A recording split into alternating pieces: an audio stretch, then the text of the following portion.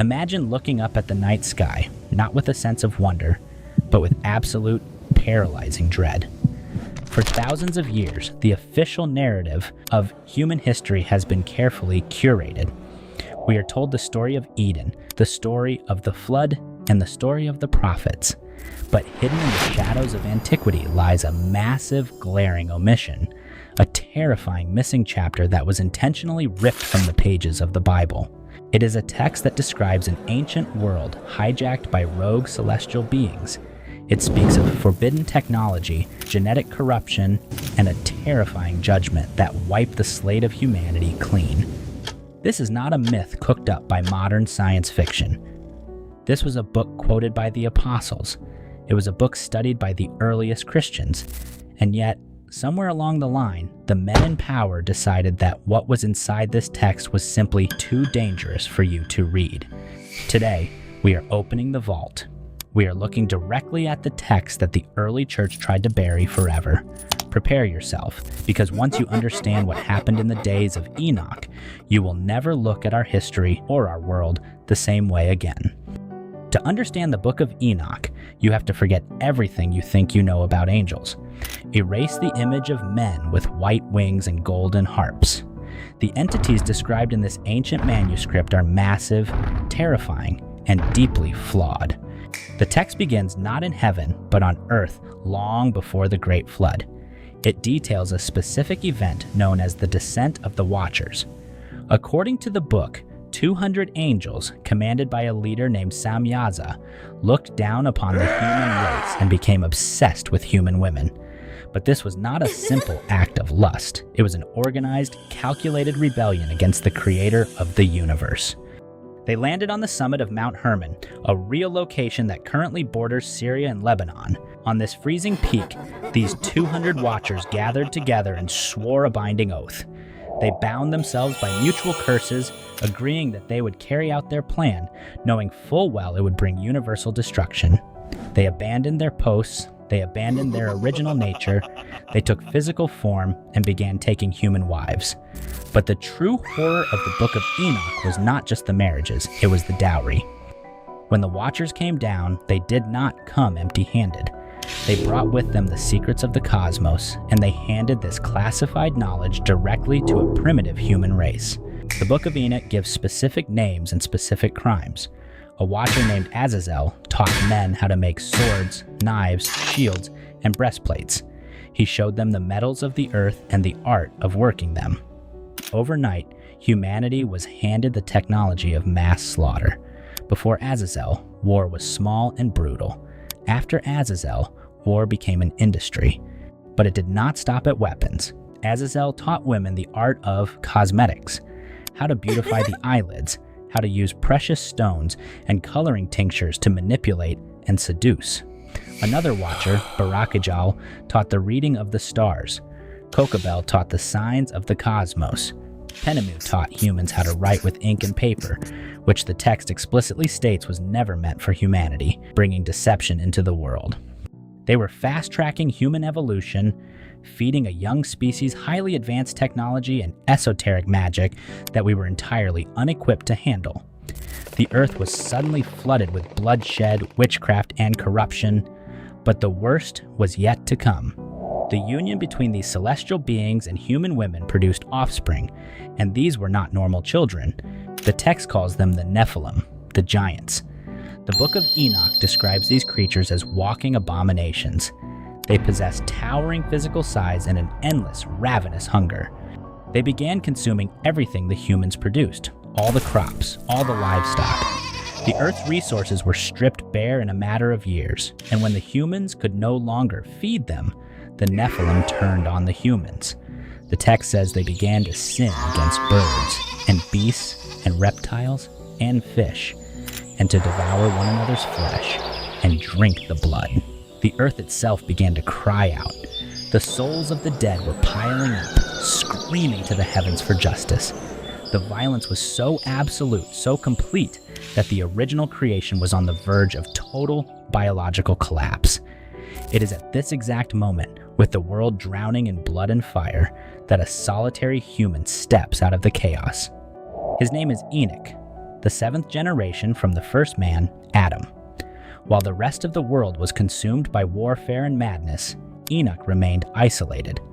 The biblical text simply states, Enoch walked with God, and he was no more, for God took him.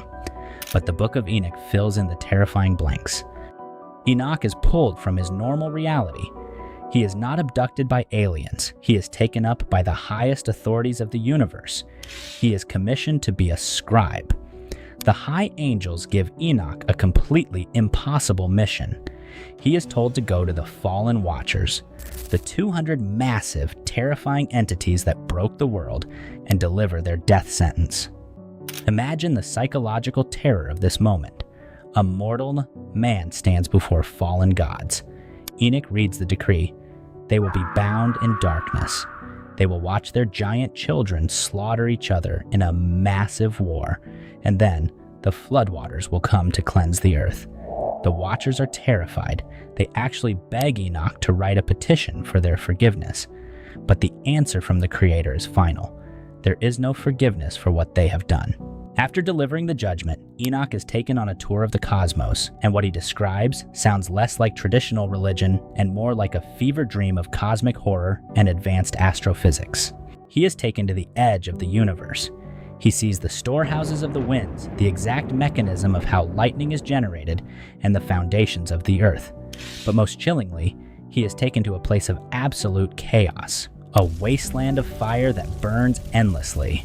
His angelic guide tells him, this place is the prison of the angels, and here they will be imprisoned forever. Enoch sees stars chained together in a massive abyss, burning continuously. It is a penal colony floating in the dark void of space, reserved exclusively for celestial criminals. The sheer scale of the universe described in this book was thousands of years ahead of its time.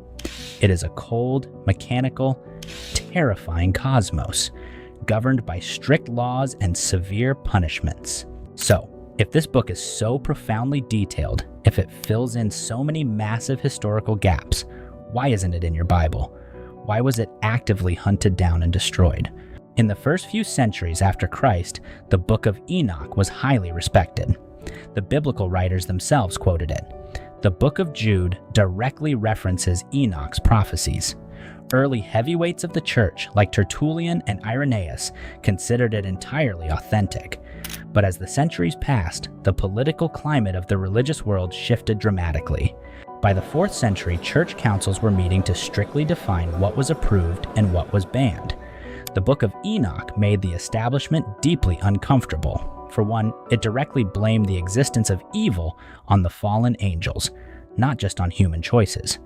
Secondly, the physical descriptions of angels mating with women were considered too grotesque, too offensive for the polished, highly controlled theology the new church wanted to present to the Roman Empire. They didn't just ignore it, they actively suppressed it.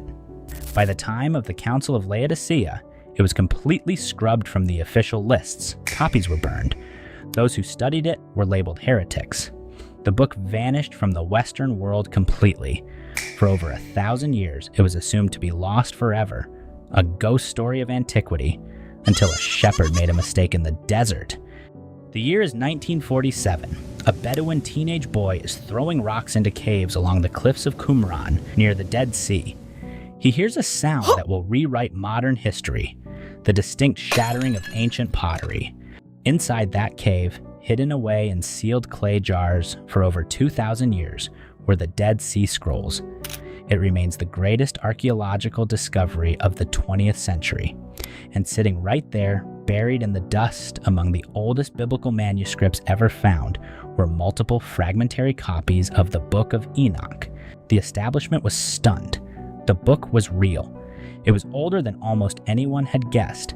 But the shock deepened when scholars realized that the Ethiopian Orthodox Church had actually preserved the entire, complete text for centuries, completely isolated from the Western bands. The book had survived. The warning had made it through the fire. The Book of Enoch is not just a history of giant monsters and fallen angels. It is a highly specific, chilling warning about the cycle of human corruption. Enoch's prophecies state explicitly that the conditions of his world, the obsession with forbidden technology, the genetic manipulation, the extreme violence, and the unchecked arrogance of humanity will return in the final days of human history. Look at the world today. We are unlocking the genetic code. We are building weapons capable of destroying the planet instantly. We are playing with technologies that we barely comprehend, driven by a hunger for power that perfectly mirrors the ancient world Enoch described. The Watchers handed us the match, and we have spent the last few thousand years building the bomb. The early church tried to burn this book because it terrified them, but maybe they were wrong to hide it. Maybe the Book of Enoch is exactly the mirror we need to look into right now. The text survived the flood, it survived the Roman Empire, it survived the dust of Qumran. The only question left is, will we survive its prophecies? In our next deep dive into the lost books, we will uncover a text so volatile that mere possession of it was punishable by death. You won't want to miss it.